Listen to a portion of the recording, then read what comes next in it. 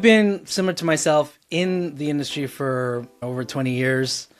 What have you noticed in terms of culture change working at these large companies from back when you started to now?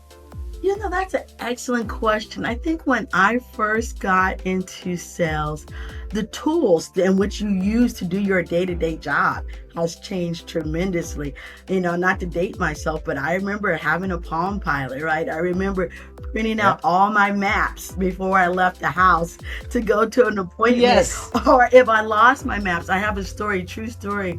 I'm driving in California, like on La Cienega, trying to go to USC or someplace, and the papers fly out the window. And so I had the tabs open on my laptop, and each tab basically directed me, right, when you leave this location, this is where you're going next. So I think companies nowadays empower their people with a lot more resources because I think they fully appreciate that time is of the essence. And if your people are stuck with using antiquated systems, antiquated processes, then that's less time that they have out there to be helping customers. So a lot of companies that are smart, they make the big bets on providing their team with the tools.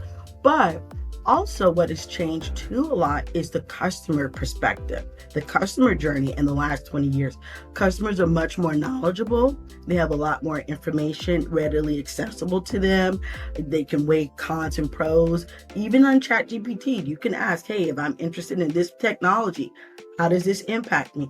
But what all of these technologies cannot replace is the people portion of it, right? That trusting, building confidence, having a rapport, knowing that as a sales or commercial person, that even sometimes you may put your own personal interests aside for what is the benefit of the customer. You should always do that, right? As a salesperson, like what's the best solution for the customer? And sometimes when you're talking to them, they might not have an immediate need for your solution. Maybe it's a year from now, maybe it's 6 years from now, but really being able to understand their business, right? I think that's very accessible to a sales professional these days.